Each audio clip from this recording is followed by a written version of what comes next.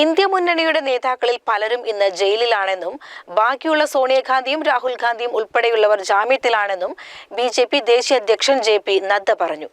Palakkad parliament മണ്ഡലം സ്ഥാനാർത്ഥി C കൃഷ്ണകുമാറിന്റെ പ്രചരണ പരിപാടി ഉദ്ഘാടനം ചെയ്യുകയായിരുന്നു അദ്ദേഹം. പ്രധാനമന്ത്രി Garib Kalyan അन्न Yojana is a scheme where 80 crore people every month are getting 5 kilo wheat or 5 kilo rice and 1 kilo dal. 80 crore people.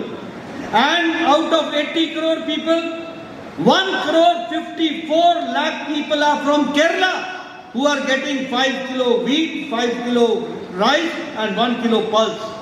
And I would like to share with you that 8.5 lakh people of Palakkad also are getting 5 kilo wheat, 1 kilo rice and 5 kilo rice and 1 kilo pulses, that is dal.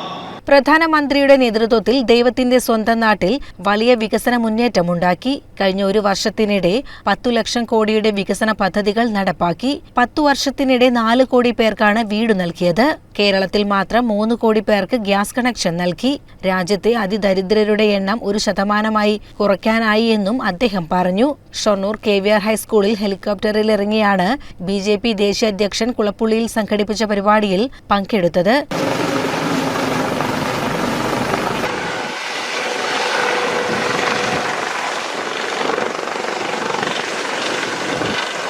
BJP ജില്ലാ president KM Haridas അധ്യക്ഷനായി. NDA സ്ഥാനാർത്ഥി C Krishnakumar, BJP സംസ്ഥാന vice president major Ravi, BJP സംസ്ഥാന treasurer advocate E Krishnadas, PC George, BDJS സംസ്ഥാന vice president AN Anurag, BDJS ജില്ലാ president P Raghu തുടങ്ങിയവർ സംസാരിച്ചു. CCN Shoranur.